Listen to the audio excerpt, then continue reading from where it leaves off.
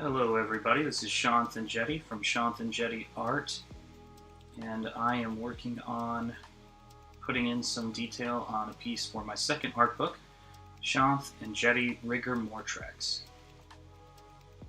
As promised on my Instagram, I am streaming. It took me a little bit longer than I thought it was going to take. I'm breaking in some brand new brushes, so looking forward to that. These have a nice point. There's a couple of finishing details I wanted to do on some of the pieces for book 2. The link is in the description, and I needed these brushes with a really good point. These are Princeton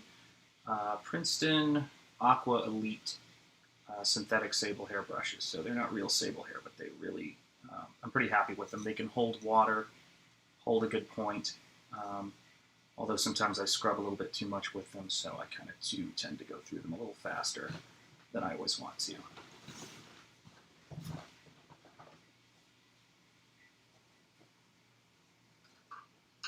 We'll see if I can get this music to loop. Hey, look at all these folks tagging in. Hey guys, good to see you. Let me see if I can get this to work. And we'll do that. There we go. That's a little better. There we go. Good to see you. Nothing much is up, actually.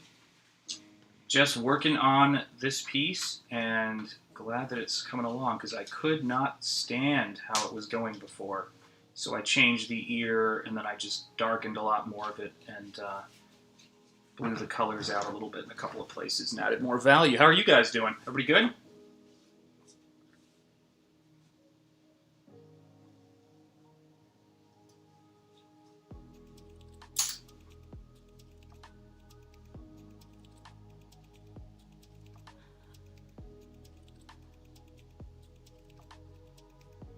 There we go.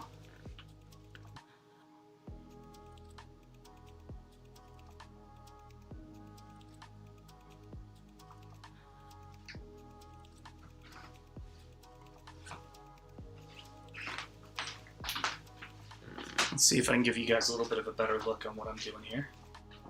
Zoom in. There we go. Excellent. How's your YouTube been going? Well, have I got an inking video yet? I'm dying to see one. Nice. Oh, where are you at where it's storming? In the east or west coast? We had some storms a little bit earlier today here in Rhode Island. It's a little crazy. Not too bad, though. Stay safe. Let's see here. I'm trying to cast a shadow on it. There we go. Hopefully that's a little bit easier to see. This character right here is inspired by a really great werewolf flick called Ginger Snaps. A really cool Canadian indie film. And amazing, well done.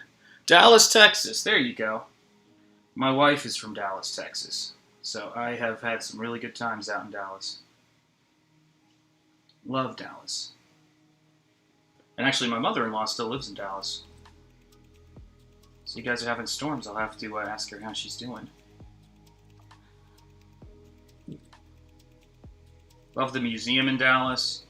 There's a place that used to be called Houston's that's now called Hillstone, I think. I used to go there, get some really good food. Yeah, I always eat well when I'm in Dallas. That's for sure. You guys have the best Tex-Mex.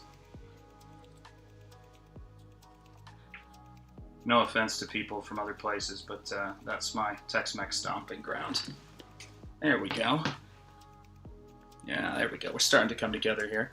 So what I'm doing is I'm using this really, really fine pointed brush. Let's see if I can get it where there's less shadow on it. And it's not a tiny brush, but it's not exactly a big brush, and it allows me to feather the lines a little bit more.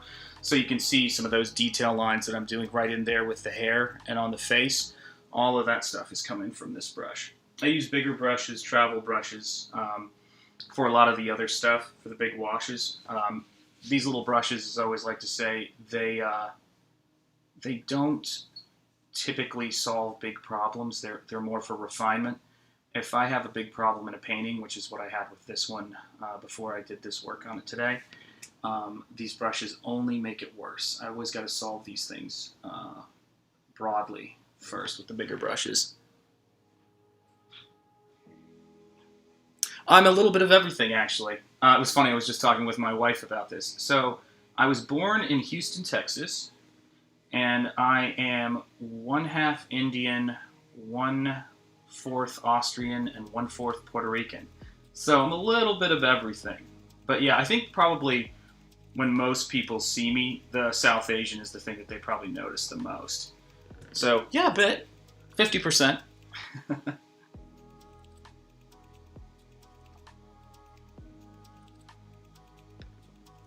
And of course, the name is 100%, so I guess that's one way of putting it.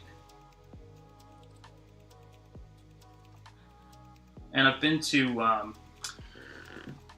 been to India a couple of times when I was a kid, so definitely is a pretty decent factor in my youth, to be sure.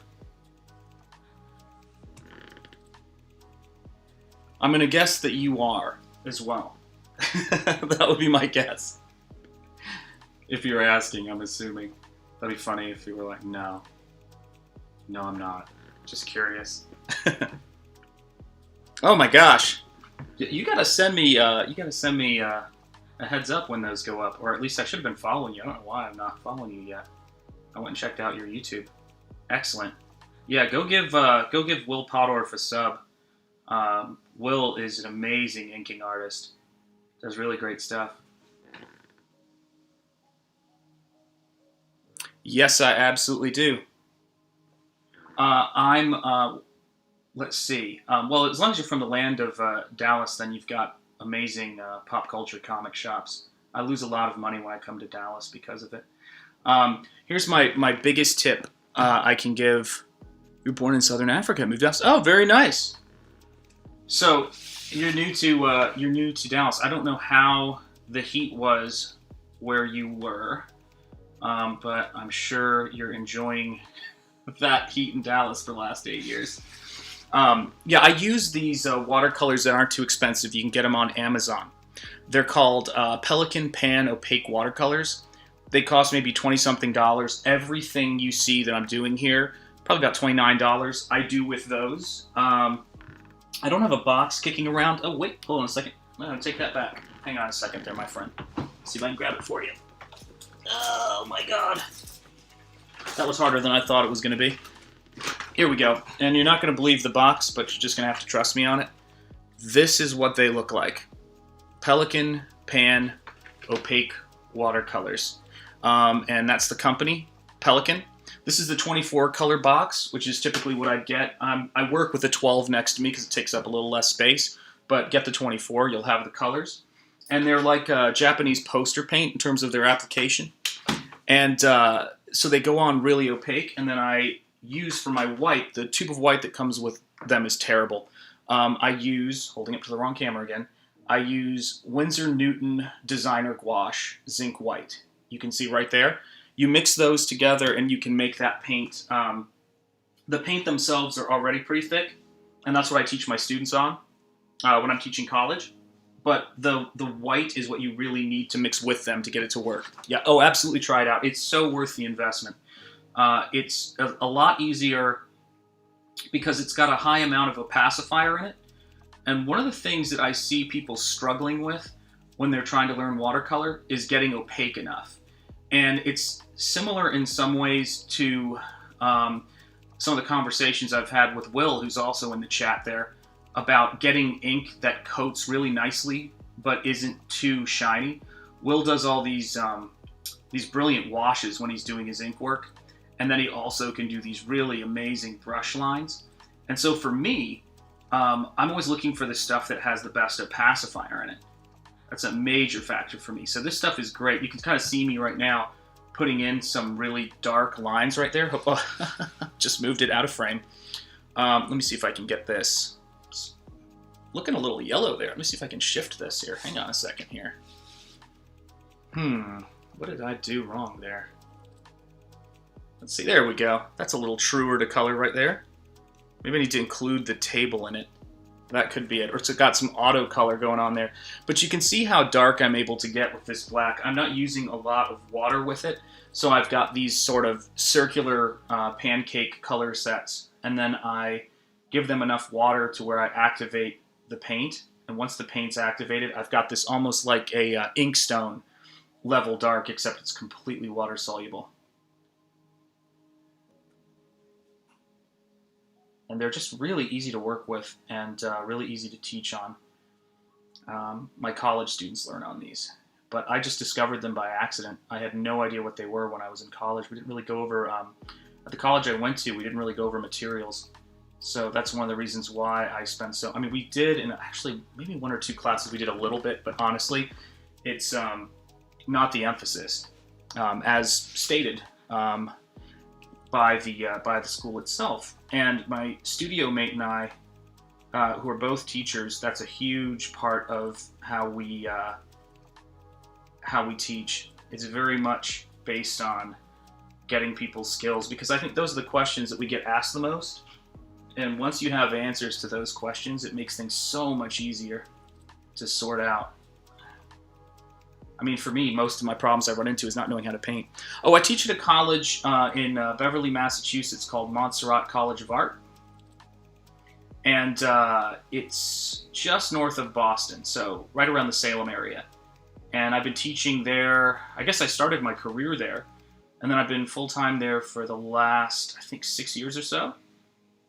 And yeah, just it's a bit of a hike, but I will say that I do like teaching people how to paint and teaching. Actually, Will, who's been hanging out in the chat, or was in the chat a second ago, he's one of my former students, believe it or not, and really a great student and a good friend. And he's yeah, he was he was a student my first year teaching there 6 years ago, and I've been teaching college for, oh my goodness gracious, I think this is going to be year 16 I've been teaching college. And I started my career actually teaching part-time at Montserrat and a school called Rhode Island School of Design my first year. I still have my Pelicans. Awesome. Hey, listen, I still have, I don't even know if you're still using it yet, but let me see if I can find what camera. I still have my, if I can get my dyslexia right, I still have my Higgins Black Magic ink that you suggested. So I've been teaching for, I taught for, I think it was was it a decade, or I think it was 15 years. Wow, geez, no, it couldn't have been. 2003 to 2018. Would that be 15 years? Oh my gosh.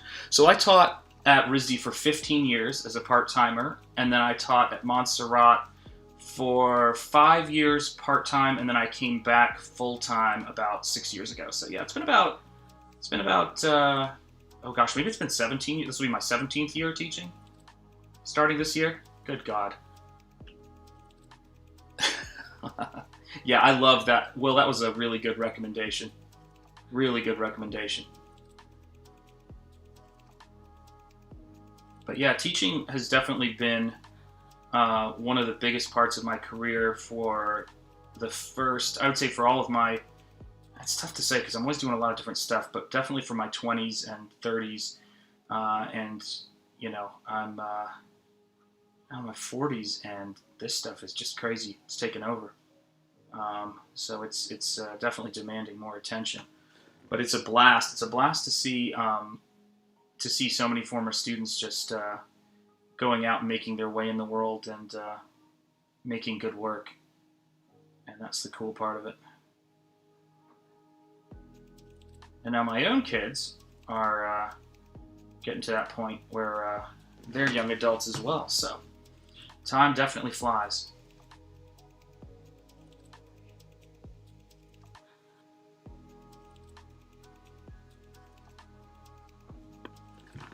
Here we go.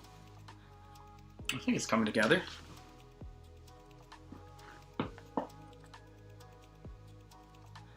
Oh, what ink is that, Will? Drop that in the chat. Actually, I don't sell prints, but I just sell the art books. So the link in the chat goes to my second art book, which has this in it, and then it has the other piece I was showing on my Instagram today. And at some point I may sell prints, but I don't know. It's it's so we'll see when we get there. Like, obviously right now things are nuts and I have to look into the, getting the reproductions all sorted out. So right now books are the easiest thing for me to do, because then, if somebody sees a work that they like, they can just get it in a book and, kill two birds with one stone. But yeah, I mean, I've definitely, whenever I'm doing these books, I try to make sure you can see everything that's in them. So I think it was, see if I can find it. Well, that might be trickier than I thought it was going to be. Let's see. Hang on a minute. Well, I'll have to track it down. But I did have an art book kicking around very recently, so I'll have to see where that ran off to. Hold on, it's annoying me. It's not there. It's not there. Here it is. Cool. We'll do It's Another Dark Start. Oh, okay. Good Lord. That's amazing. So here is, oh yeah, that one's gonna be in this book. So here is book 1. See if I can get this to get on frame. There we go. And this is what one of my art books look like. And you can see, get yourself a little bit of a glimpse of, this is what art book 1 looked like.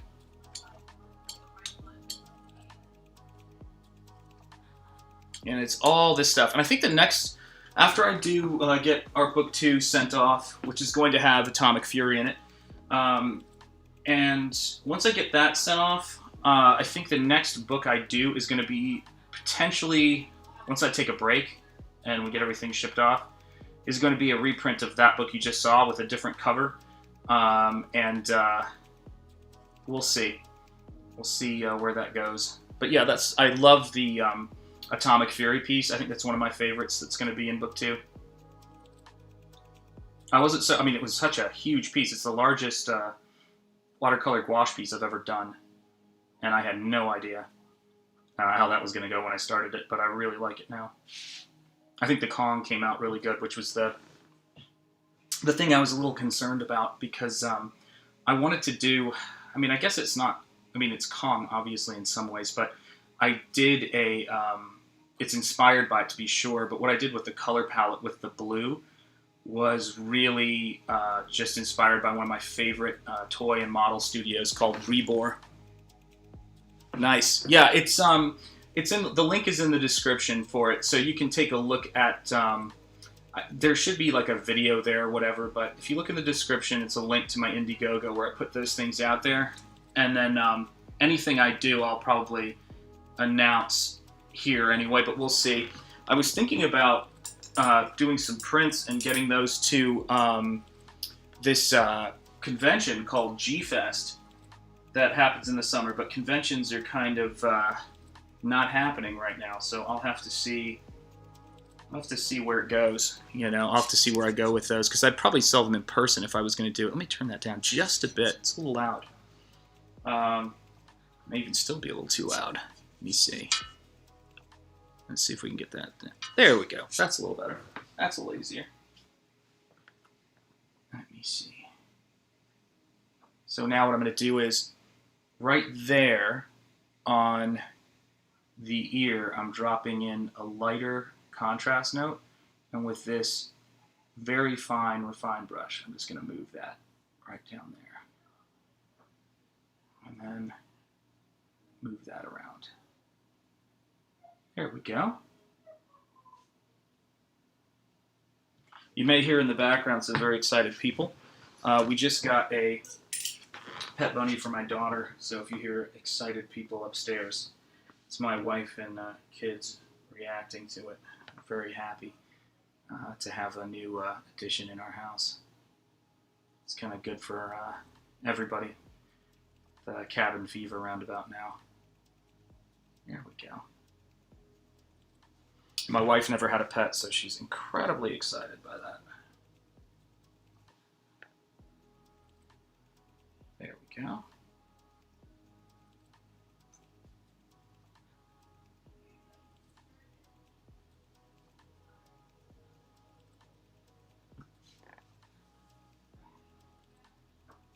Let's see. Okay, there we go. Yeah, we're pretty excited. I'm going to have you do an illustration at some point. I have to pay you to do one. Because I think you're better at fur than I am. I mean, the stuff you've been doing is just unbelievably good. I think you're one of the best brush inkers I've ever taught. Just have such a natural hand for it. And unsurprisingly, just like my studio mate, another left-hander. Left-handers are crushing it. Dave Stevens, Todd McFarlane, all of the pantheon. Which actually, if you look in the background, I just realized that I've got pretty good representation there. I've got a Dave Stevens Rocketeer painting right here, and a Todd McFarlane poster, and 2 statues built on or based on his work. But yeah, I'm really looking forward to wrapping up book 2 because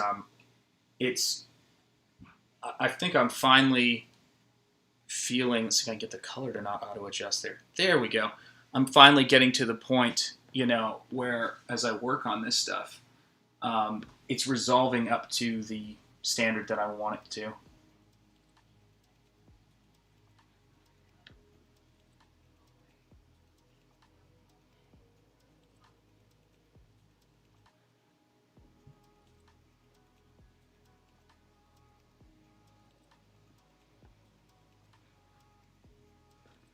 That's really one of the coolest things about YouTube for me is it's really great to introduce people to different artists that you know and that you've worked with and gotten to know well and yeah, Will knows his Instagram better than I do. I think it's wow. Gosh, now I get it wrong. Will, what do you got for me for that question? Type it in the chat.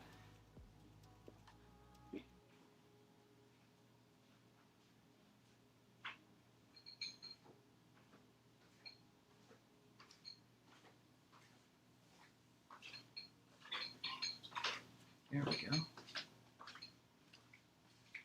Let's see what we can do here. Let's see, I'm going to do this. I'm going to switch it up a little bit. See what I have this set on. There we go. Nice. Let's see if this goes. There you go. There's the man. He's in the chat.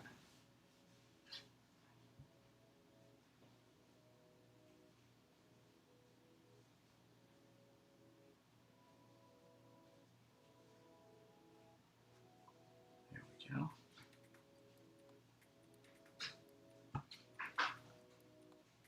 That's right. Always keep it simple is one of my favorite mottos. See, I'm working on the spine here on this werewolf creature based on Ginger Snaps, that Canadian movie I was talking about.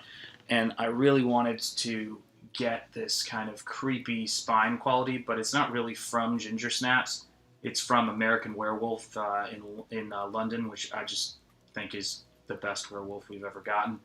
The great Rick Baker worked on that. Nice. There you go. Good job, guys.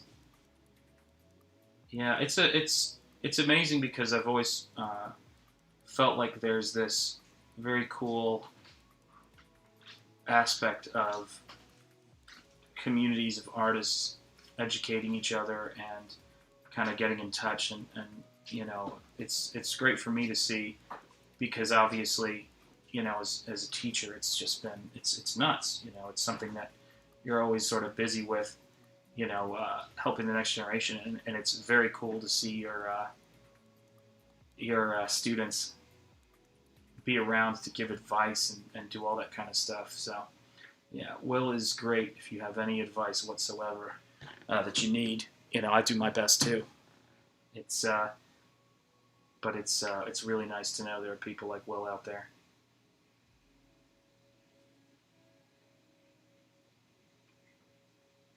Let's see here. There we go. How's that? There we are. So we zoom out, we take a look at a piece like this, and you get a sense of what we're dealing with in terms of, I feel like there is I'm trying to figure out which thing is giving me the yellow tint that's going on right there.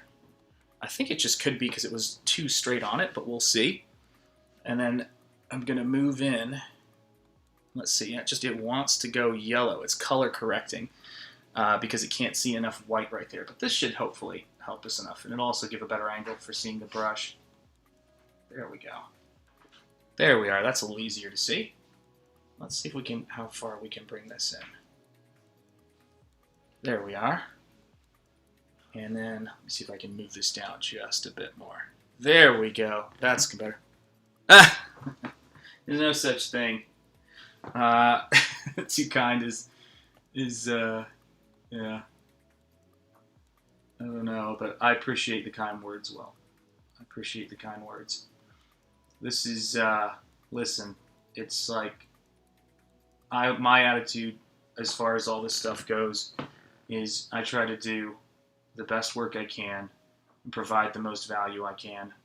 And I think that we're in a time right now where we really are needing that from our artists. And when someone buys one of my books, or I should say backs one of my books, and I ship it off to them, I want it to be something that just kind of makes their day when it comes. And it's these books have print runs that are so small that, if you have a first printing of one of my books, it's, you're one of, maybe 150 people. And on this book, it's going to be probably an even smaller number.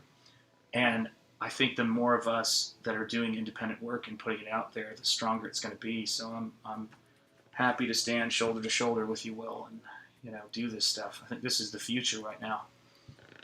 This is what we need, is crowdfunding and inspiration. After a long day of work, a long day of school, a long day of whatever it is, getting to enjoy and sit down and open up a book of art and just kind of be bombarded by just things that inspire you and creativity. That's what it's all about. Creativity and skill. Because I think ultimately that's what we're selling. We're selling the skill aspect of it, and it takes a significant amount of focus and a significant amount of time in order to get your skill to the point to where someone is going to want to invest in it. And my attitude has always been to, never settle for less from myself when I'm working on things. Then I could, I try to push it as far as I could possibly go. And that's why when I was working on this piece, I had to scrub a lot of it.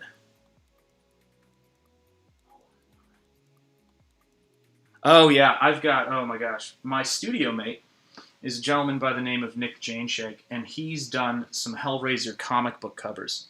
And when he told me that, I was just amazed. I was like, oh my gosh, yeah, Hellraiser is amazing. And he did a cover for one of the Hellraiser graphic novels or books. I'm not sure which one it was, but he showed it to me the other day, and it was just unreal. But, those movies are crazy.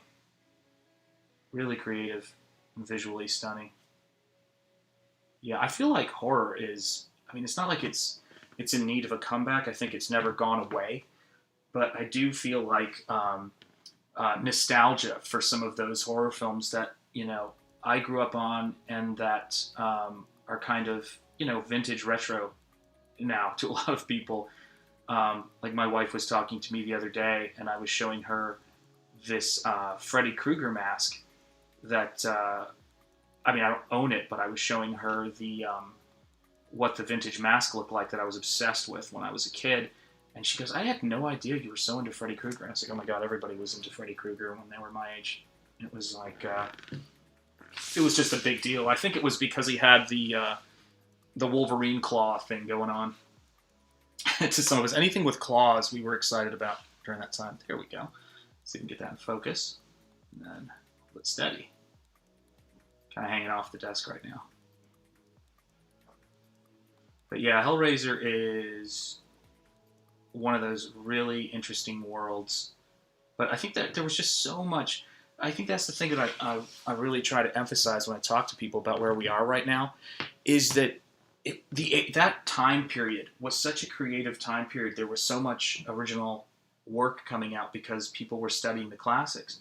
And anytime I talk to a young artist, I'm like, I'm always thinking it's so important to look at stuff that was done before before you were born, and look at stuff that people say are masterworks. Watch a Kurosawa film, watch classic horror films, and then study the masters of those films. Now it's easier than ever to see interviews with them and listen to how they set up shots, what they're thinking about.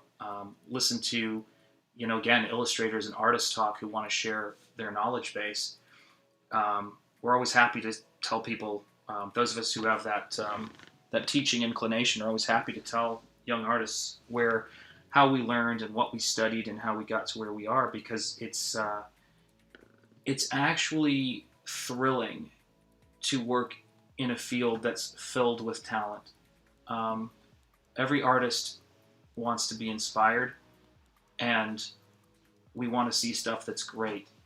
And I don't think anybody who's good, whether it's a special effects artist and renowned, generous teacher like Dick Smith, who was just a giant in the special effects makeup industry, people are passing on their secrets. And obviously we have to sell our work and promote our work. That's the biggest aspect of, and one of the bigger responsibilities for us as artists.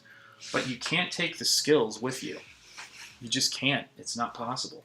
So you want to pass it on. And however much artwork I make before I'm dead, before I'm gone, that's it. It doesn't keep going. So I always say these books, these paintings, everything I do, when people buy a head sketch, when someone buys my book and they order a copy of my book with a head sketch on it, they're getting an original piece of artwork. That's the only one of those in the world, and I only have a finite amount of those in me. We're seeing Ginger's. Okay, they do. Yes, I'd agree with that. There's a great documentary that's available from Amazon. I think it's Amazon France. It could be Amazon Germany, but it's called. What's it called? The Frankenstein Complex, and it's the art of making monsters. It came out, I think, in 2019, not long ago, and it's got Rick Baker, all of these giants of special effects. I'm blanking on this gentleman's name. I think it's Rob.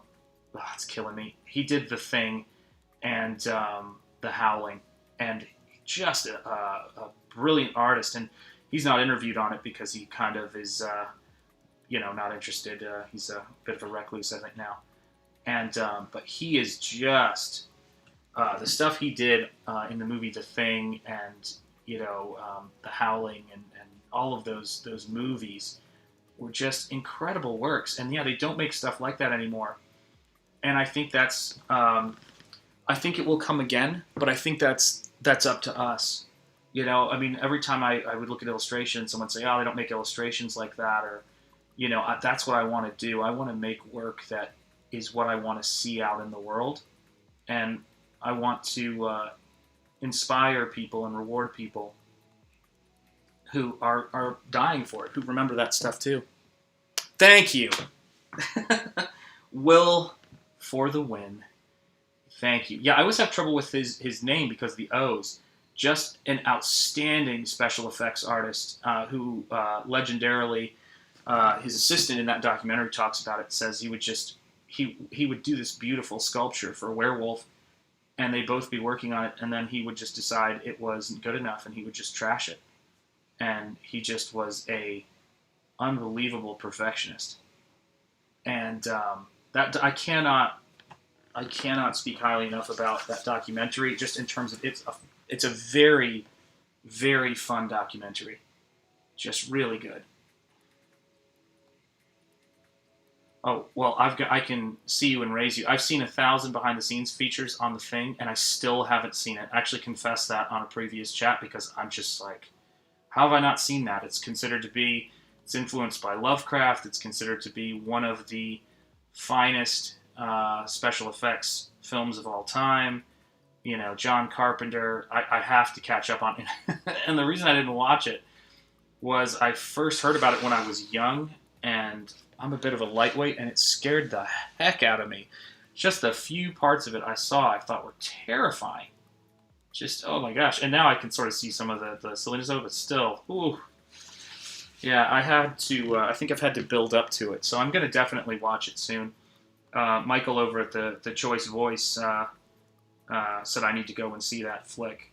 He's seen it before. Actually, I think he's done a review of it. Come to think of it, but if you haven't checked out Michael's channel, it's the Choice Voice, and it's terrific. I haven't seen The Color Out of Space yet, or Mandy. I haven't seen either one of those.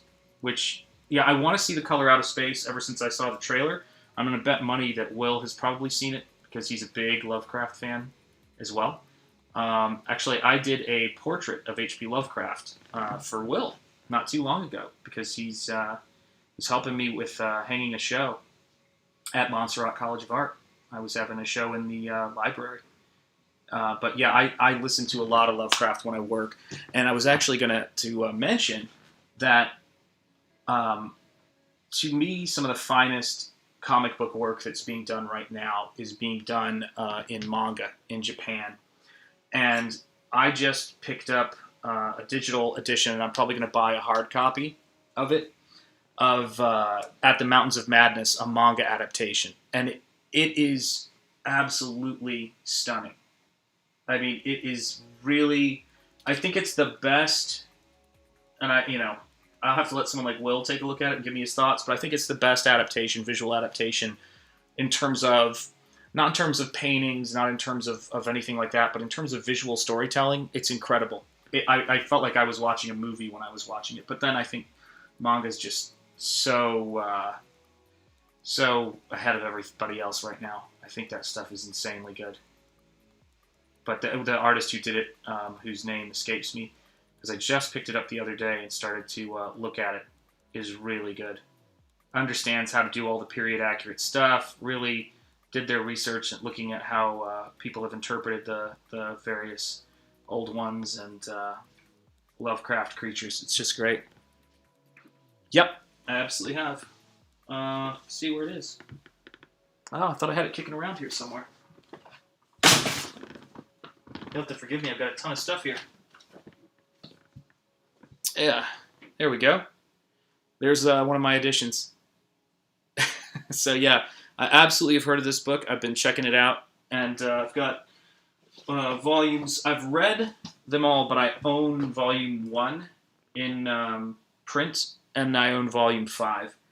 And I have read them all, but as far as the hardcovers, I wanted to make sure, I wanted to get to the newer stuff and put my money into that, because I think that once I have the story, his work just jumped up like 1,000 levels by the time you get to issue 5. But again, that to me is some of the finest graphic storytelling being done today. Just an outstanding artist and outstanding work. Yeah, oh, it's brilliant. Oh, I'm so glad to hear that, Will.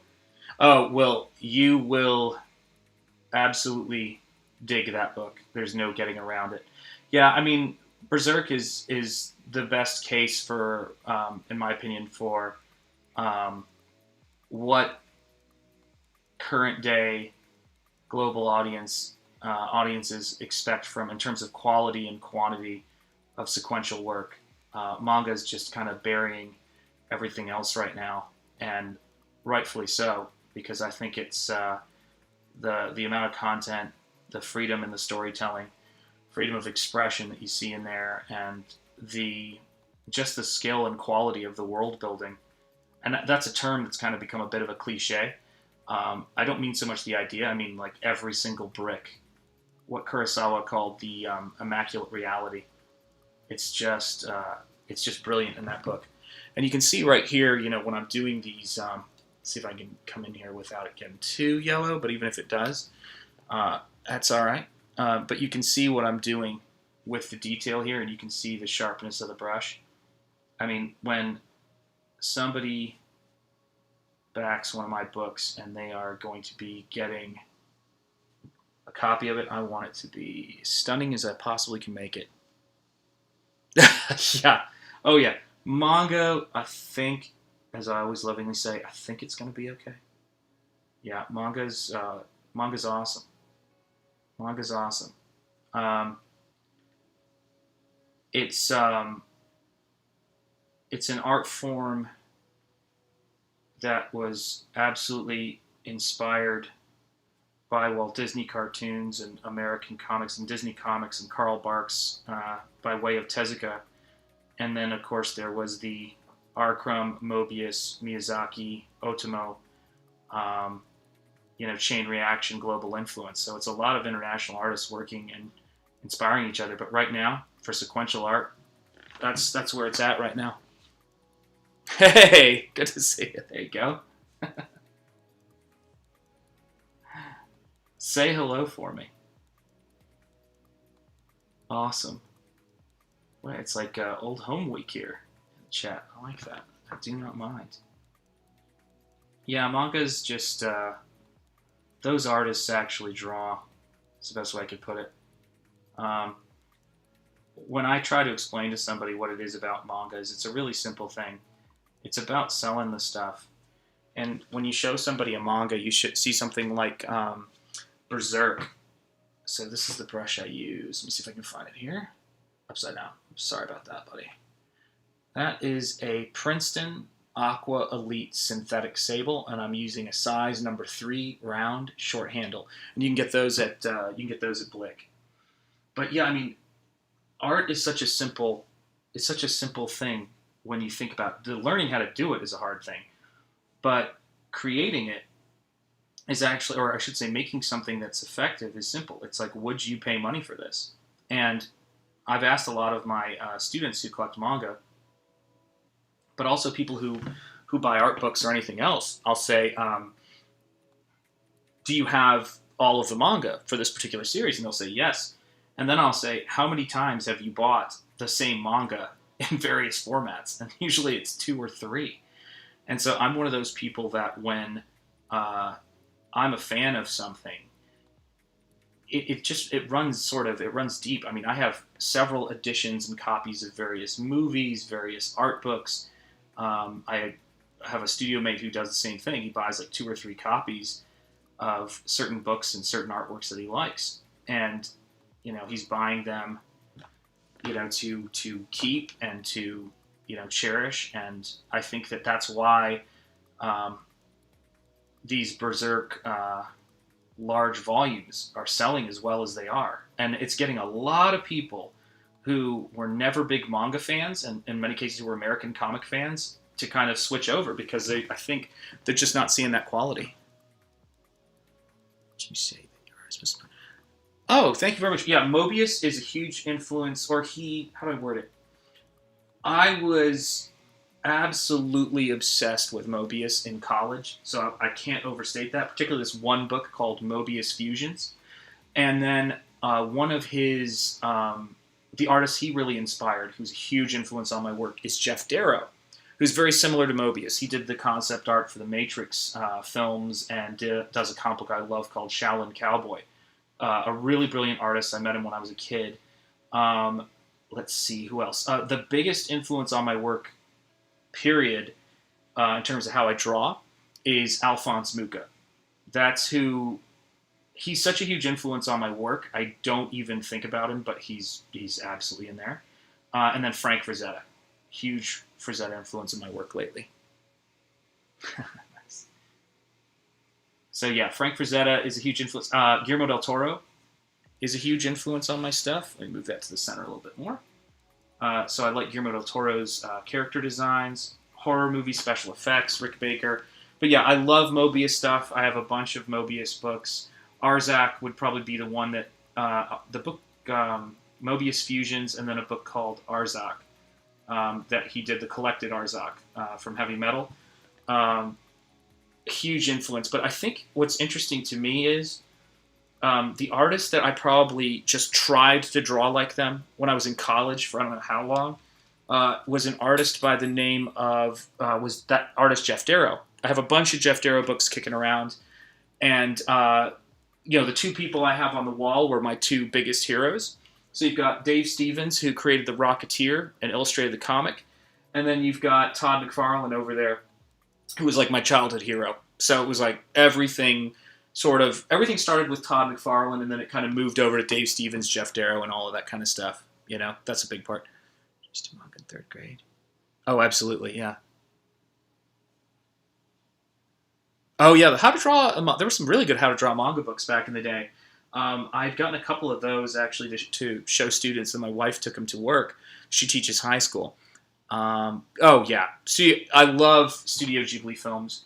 His background painter is actually an influence of mine. He got to me a little late for it to be the biggest influence, but Oga Kazuo, or Kazuo Oga, depending on which name you're going to lead with first. I have not ever painted Hellboy, and as you probably tell behind me, hopefully you can see it, I was a big fan of the Hellboy movies, and of course, I have the library editions of the Mike Mignola stuff. Love Hellboy, but there are some characters that I just like seeing other people draw, and I have no idea what on earth I would bring to Hellboy. I feel like too many amazing people have drawn Hellboy. It's strange. There are certain characters that I have never drawn that I'm a big fan of. And gosh, Hellboy is definitely one of those. But I've got a Mezco. I don't know if you can see him actually, but yeah, right there. There's a Mezco Hellboy figure back there, and then there's a Mr. Wink from the movies.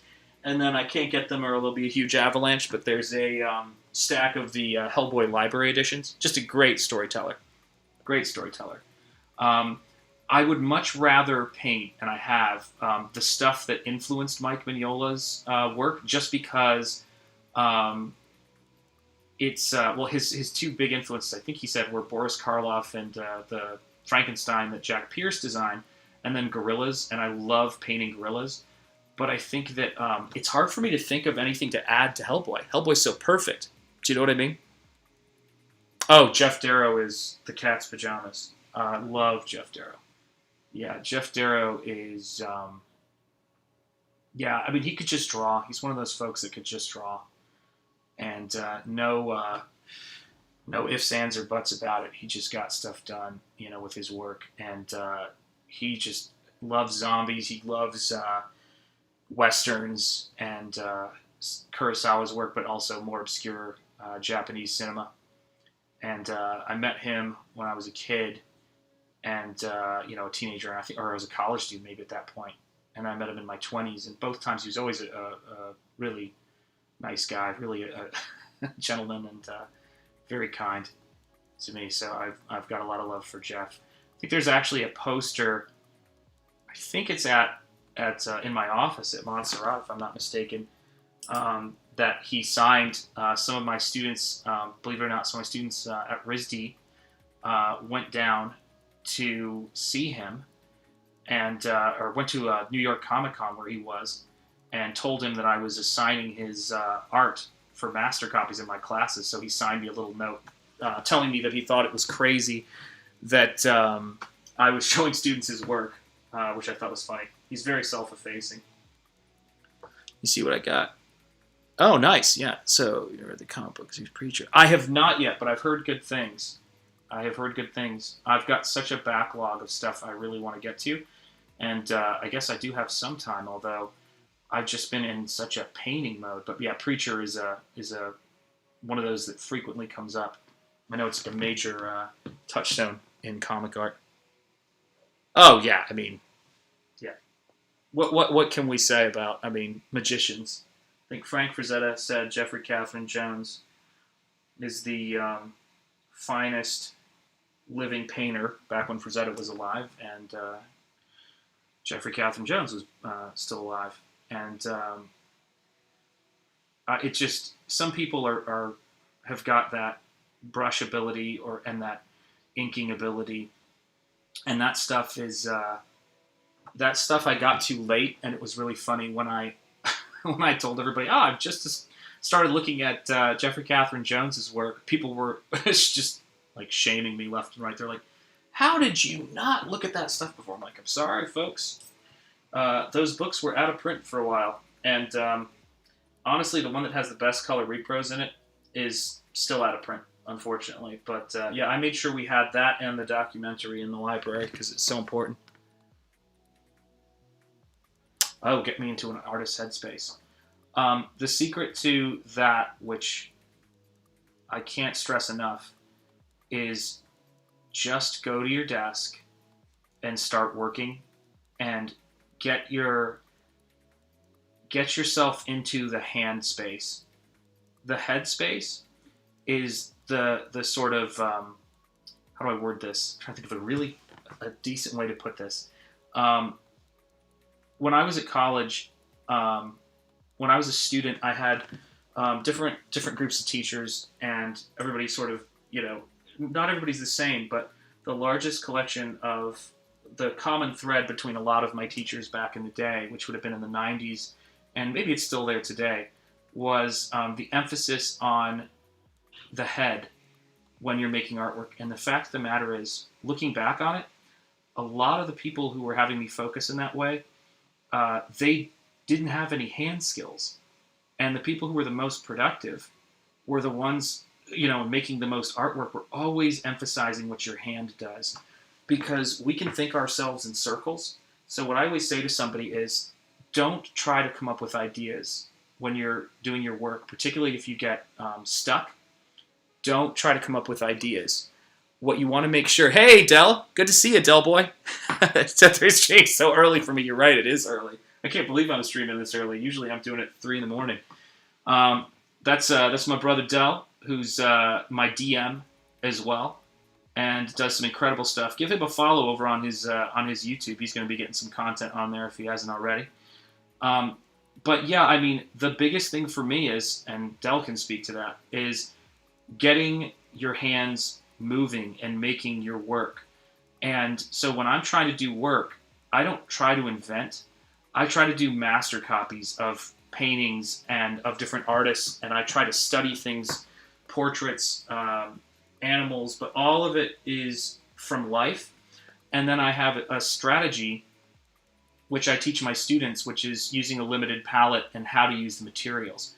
But the biggest thing I would say is, once you have your skills, and as you move your hand making the work, it's the funniest thing. Making artwork becomes so much less anxiety-inducing when you make it physical. It's kind of like I'm terrible at exercise and exercising. I need to do cardio. I am not the most healthy person in the universe by any stretch. And it's like I'd say to people, like, it's like asking someone, like, how do you get into working out? Which I'm terrible, and I often ask people that question. And the thing that everybody sort of always says is, you got to just start working out, start walking, start with slow, walking a short distance, and then just keep going and keep going. And that's the biggest thing is, treat making your artwork like you're at the gym. And, just don't think about, the event or the bodybuilding contest or what other people are doing. I'm 43 years old. I'm going to be 44 soon. And the biggest thing is that this is 44 years of study and work. And the sooner that, we turn off our minds and start just learning from anybody who will tell us and teach us skills, the better off things are going to go for us. And that's huge for me. That's a huge part of it. And all the people who I know who make the most incredible stuff, they really were the most physical people. And absolutely, and it's like that. Those great quotes, if you can look at what happens is eventually you start looking at your stuff. My goal when I'm teaching people, while I'm at school and I'm teaching my students is, all I got to do is get you to look at your work from a week or two ago, and be amazed at how much progress you've made. And that's how the learning curve should happen. It should be all about seeing progress. And the hope is, when you're no longer in school, is that you've learned that strategy of working, that discipline. And it's not like it goes away permanently or anything like that if people fall out of it, but you always need to, it always takes like cardio again. It takes more work to get it back, but you can always get it back. And that's the big thing, is to get into that habit. Who do I look at to learn from now? I'm learning from a guy whose book I wish wasn't buried right now. What is his name? Patrick J. Jones. He has some great books on anatomy and some great video tutorials. Patrick J. Jones. And he's on Instagram, which I'm guessing is probably Patrick J. Jones, Illustrator or Art. And he's great. I study from him. And right now, gosh, I think it's a lot of life or special effects studying. I'm looking at a lot more sculptors because I want to interpret work a lot more. Like stylistically, I think you get to a certain point where you can't really add, and you don't really want to add a lot of other stylists into your stuff in terms of doing 2D.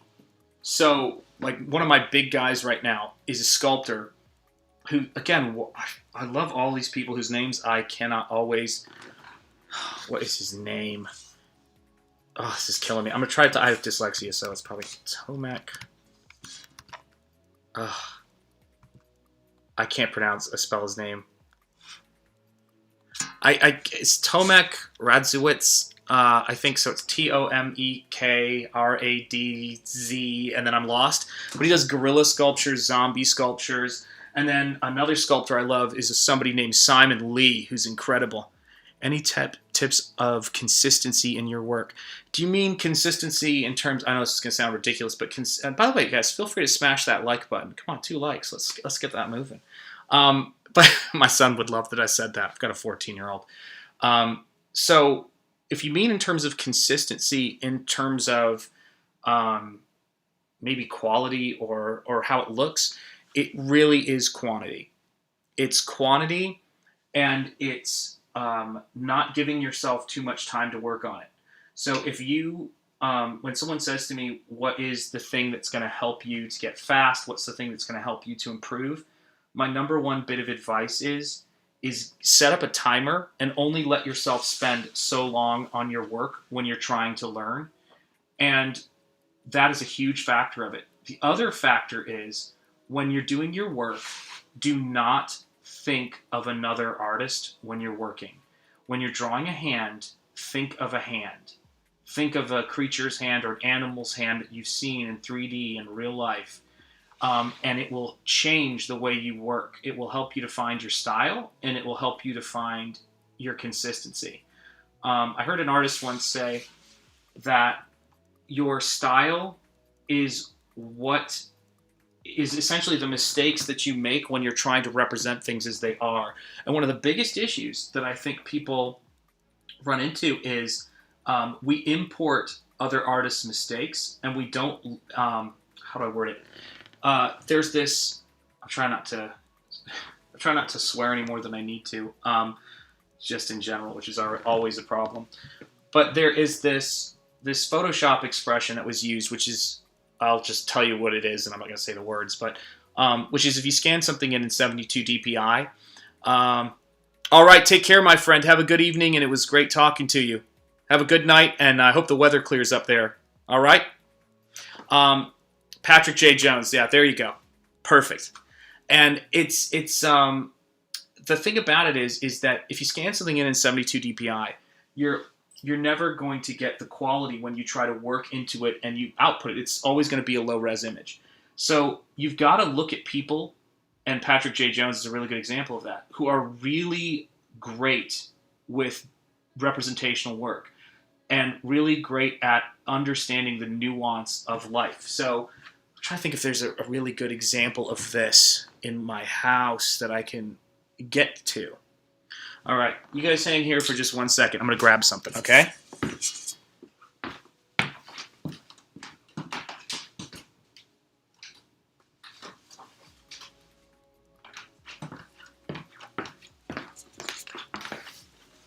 Oh my gosh. So, this is the work that you guys know is the thing that you're seeing me work on right now. Let me see if I can do something with this. Okay. And this is an example of a painting that I've done. So I study trying to be able to paint. Let's see if I can rotate this correctly and then move over. I try to be able to paint as accurately and realistically as I can, and that's what's in my work. So when people see my style, this is what it's like when I step on the gas. And I'm going to put it under my camera so you can get some close-ups here. Let's see how this works. This is an acrylic painting of T.E. Lawrence, who is a historic figure, Lawrence of Arabia. And this is me stepping on the gas and painting. So when you see me illustrating, I've done, this is from 2016, I think. I've done so much work and study on understanding flesh tone, understanding, how to make eyes sit back in space and be realistic. So when you see me doing my own personal work, that's what's in there. That's what's behind it. So that's, I guess, what I mean when I say, and we talk about the idea of study.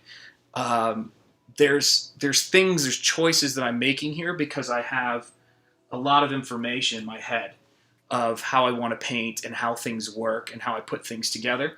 And all of that it's not done because, someone said I have to do, study life or, do these things because they're a chore. These are things that I'm doing because I love art so much. And when somebody gets, one of my books, the thing I'm always going to come around to is I want it to show my passion for the subject. So it really is my love of, see if I can move this in a little bit. There we go. And it's always hard to get that color to work. There we are. It's a little bit tricky. Absolutely. Yeah, well, and I always say this is that I didn't realize how important it was for me to have teachers who really understood realism when I was in school. And when I say realism, what I mean to say is that if when I'm doing my work, that's all I understand, like the limit of my ability is how I work when I'm working kind of out of my head. The problem is that when I'm trying to explain to someone how to abstract their work, or if they want to do something more naturalistic, I can't explain to them how to do that. So I can say, well, that's kind of an ear, but I can't explain to them, why you need to have warms in your shadows when the light is passing through the skin and cools where that cool light is hitting and making the reflective surface. People don't understand that. Now, what's wild is that knowledge, when you work abstractly, is going to make your abstractions or your cartooning or your paring down better. But if you skip it, it's going to always show in your work. You're always going to have to come up with a workaround for just being able to know how to draw. And that's me paraphrasing the great graphic designer Saul Bass, who designed the AT&T logo. And even he said the most important thing a design student needs to know is how to draw, which I was really kind of surprised by, because you wouldn't think when you look at his work as simplified as it, and I hate to refer to it as simplified, but as pared down as some people would probably think it is, he was still like, I'm paring down from my incredible drawing ability. And he storyboarded the shower sequence in Psycho, and those storyboards are really quite something. He was very accurate with his figure work, and just an amazing talent. Here we go. Let's see if that shows. And then you also want to work on your hand control. That's a major factor right there. And your hand control is just, it's a lot of it is muscle memory and trying to get it to do something that is clear. So the more nebulous your goals are for a piece, and that's another reason why I think studying realism, or I should say, let's use the term doing representational work, because I think it's a better way of phrasing it. The reason why that is, I'm beginning to think it's this lamp that's throwing me off. Hang on a second. Let me see if it is. Just curious if that'll shift my color. Nope, I don't think it did anything. Oh well. But that's one of the things that I think is a major factor is that there's this blog by two artists, and it's called Painting Stuff to Look Like Stuff. It's a really great title for a blog, but it's basically I mastered the art of working in an abstract style when I was a little kid. People would look at my stuff and go, what's that supposed to be? Or they'd look at it and go, okay, I guess that's kind of a head. Here's, mommy, here's daddy, here's the house, those kinds of drawings. And we're not meant to stay in that space as our only vocabulary. we can reduce our vocabulary down to that. And we can reduce our vocabulary in any way. Mary Blair is one of my heroes, but Mary Blair could really paint and really draw. And I think that the first artist I ever stole from, which is to say, in terms of as a 14 and 15-year-old, I wanted to draw like him, and probably into my early 20s, was Todd McFarlane. And Todd McFarlane has such a personal style. He's a left-handed artist. I'm a right-handed artist. He's got this totally particular cartoon style. And I can honestly tell you, you can learn nothing from him if you're not him. He's great, but he's not someone you can learn from.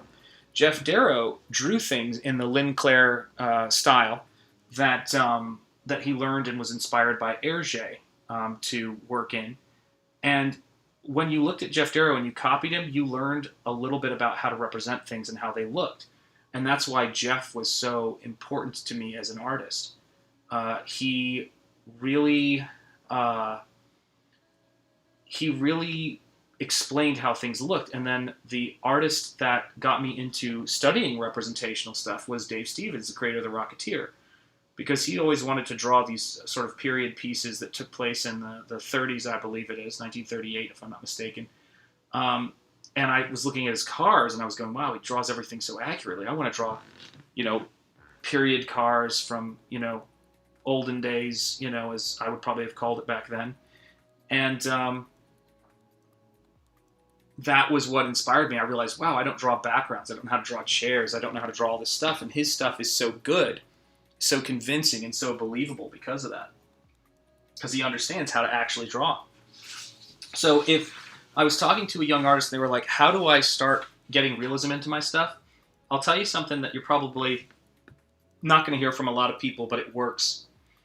Start by copying an artist or illustrator. Instead of just not copying people, start by copying artists and illustrators who are representational. And look at the tricks that they use to do representational stuff. Look at how they get naturalistically scaled eyes to sit into a head before you start trying to cartoon the eyes, because there's so many things you're going to learn from it. So many tricks that you get, and it's all the stuff that you start to see when you're looking at manga artists. Manga artists really know how to draw. That's their secret. That's why that art form is still so vital. It's because the people, when you go to buy a manga book, no matter how stylized it is, some of the most successful manga books, man, the backgrounds are just amazing.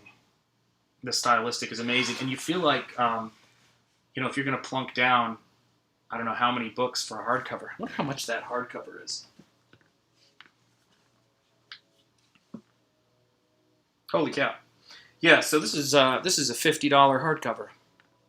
And I can honestly tell you, I did not lose sleep over buying it. It was well worth the purchase. Well worth the purchase. And, I mean, isn't that what it's about? It's, the very popular meme. Shut up and take my money. That's my goal when I'm doing an art book, is for someone to look at the work I'm doing and say, shut up and take my money. That's the goal. Is making something that people want to own. That's why I do the work I do. I want to make sure that there are several works of art in every single book, if not every single one of them, that you want to flip through and look at and be inspired by when you do it. And that, to me, is what the audience deserves, Let's see here. There we go.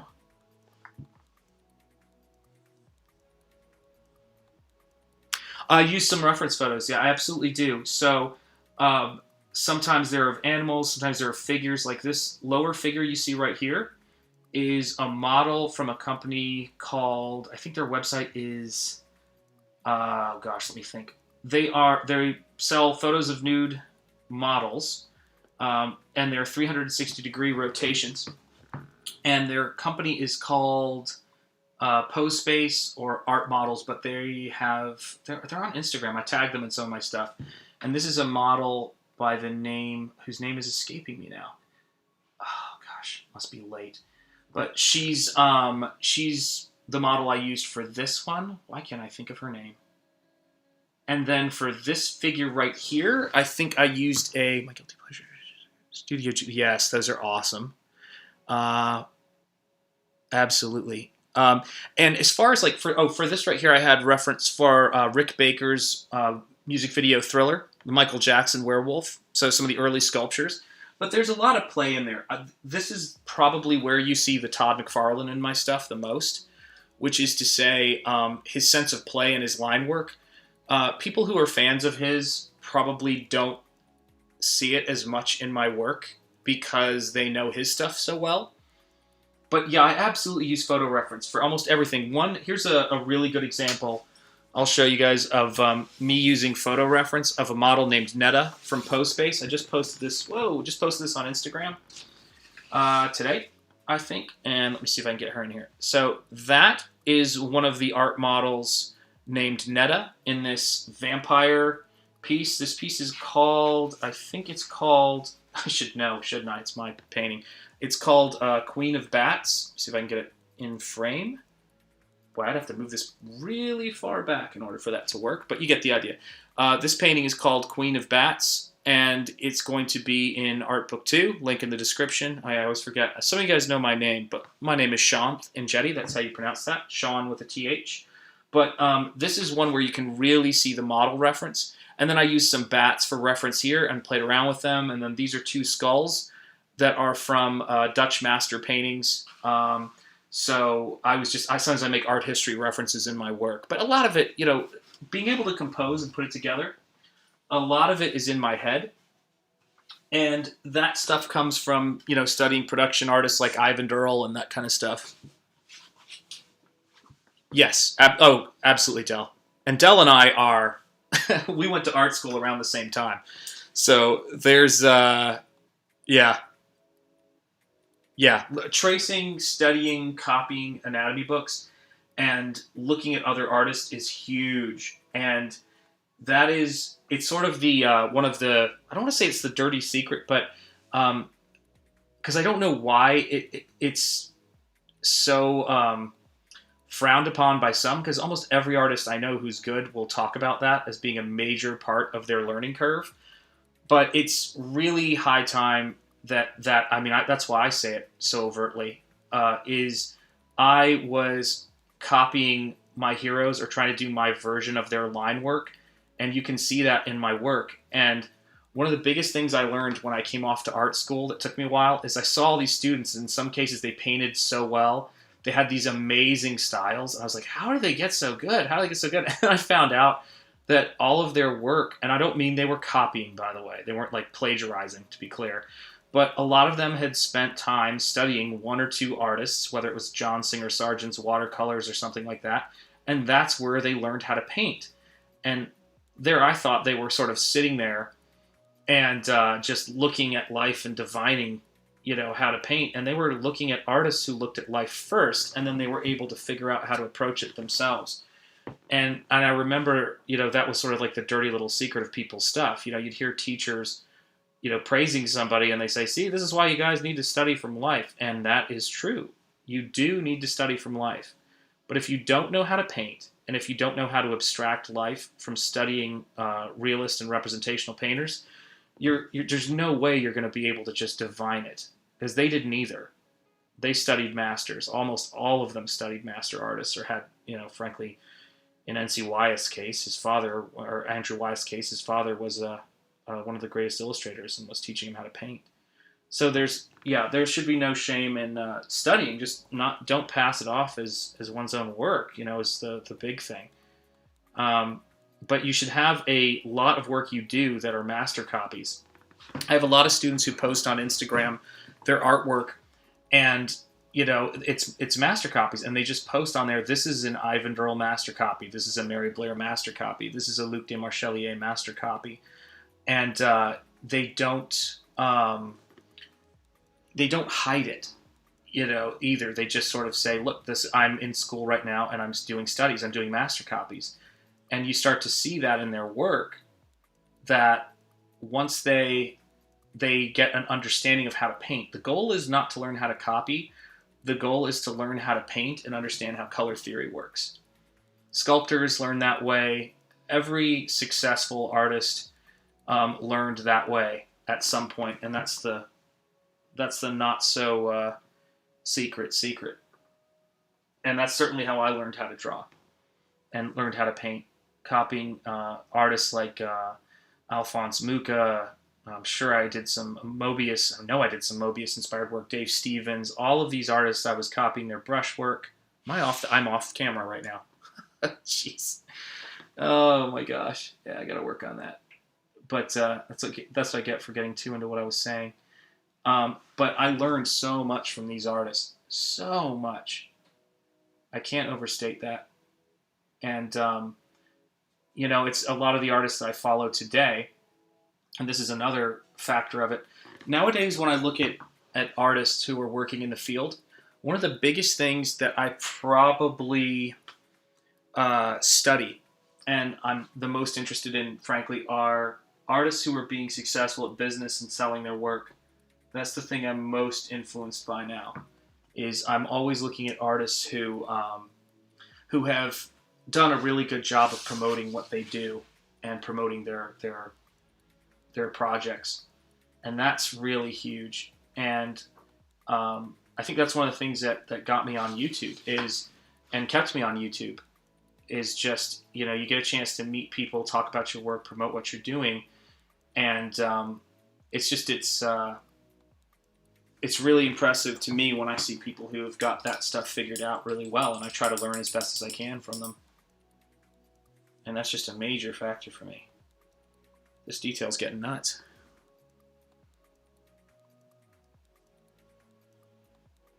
Oh yeah, Amano. I've got I can't even lift it up, but I've got the three volume Final Fantasy. And Amano was just straight out of the gates, right into the industry as a teenager. I don't think he was even 18 when he got hired as an artist. And it just, he was studying and copying a lot of artists. I think one of his biggest influences is Arthur Rackham. But Amano is amazing. Just a great artist. Yes. Oh, yeah. Well, right now, one of my big artists that I'm influenced by, speaking of, doing it and being fast, is, oh gosh, how am I blanking on his name? Is it Kim Jong-ji? Is that his name? I think that's his name. Is a Korean artist who also does manga and just large format illustrations and art books. I think he's amazing. And he really puts the hours in drawing and painting. And the other big bit of advice I would give somebody is if you want to understand the figure, look at a figure, draw from the figure, and then turn the page of your sketchbook. And this is something a lot of my students are going to be dealing with this semester. And then flip the sketchbook and draw it from memory and see how much of it you've put into your head. And I think a lot of artists get too dependent on reference. And what you're meant to be doing is committing the stuff to memory. And that's huge. Huge part of it for me. So I've got, even when I'm not using photo reference per se, I've got images in my head of things I've drawn and things I've studied. So I'm never really working out of my head.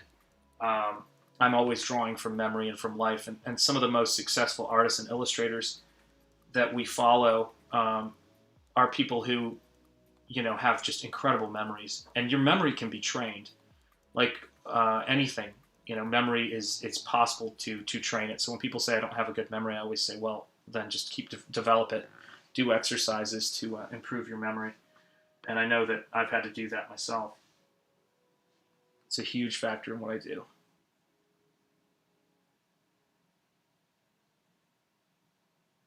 There we go. So what I'm doing now is I've put in a lot of detail, and now I'm kind of making that detail go back and fade into the ground a little bit, because I want it to, I want to have that kind of richness without it being too over the top. And so I want to have those subtle little wrinkles where they were so contrasty before. Because it's gouache, I can just kind of tickle those back into space.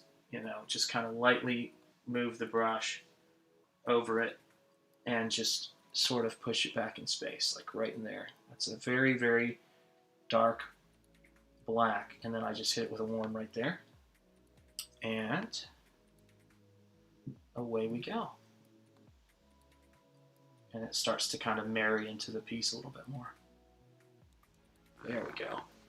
And it starts to give you that sweep little bit of that sweep that we're looking for, you know. And that shoulder blade, where I kind of went in with a line, split it a bit. What I'm going to do now, if I'm missing stuff in the chat, okay, just making sure. What I'm doing right here is I got it a little too separate right there, and I don't want that to be so separated. I got into the detail a little bit too much, and I lost some of the sweep. So I'm going to break that border that I put in there, right there, and let it just kind of move around. And that's the thing is when you get comfortable with the media, like I'm comfortable with this opaque watercolor and gouache, what it allows me to do is to not worry about covering something up and worry about making mistakes, because I know I can always work back in and kind of bring things back out that have been lost. If I feel like there's something that I've lost in it, I can just kind of go in and just drop those values back in. And sometimes that going too dark can make for a really interesting ground to pull some more highlights out from. That's exactly what I'm doing right there. And it just starts to have a little bit more of that sweep that I was looking for. There we go.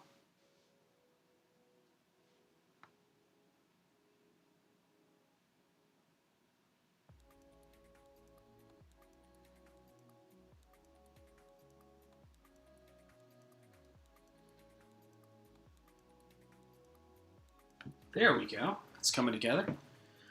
Alrighty, so let's take a look and see what we've got right here. Alright, so we're starting to get there. We're starting to get there. Alright, folks, stick a fork in me. I am done. I am exhausted. But I've enjoyed streaming for you guys tonight. Everybody take care. Have a good evening. This is Shanth Enjeti Art. I'm Shanth Enjeti. If you're interested in this art book and the work that you see here, the link for it is in the description. Just when you make mistakes in watercolor, find it harder. Work on thicker and heavier paper, and you'll be able to get it off of there. And you'll be able to pull the color out a little bit more. But the biggest thing is work with paint that has a good opacifier in it.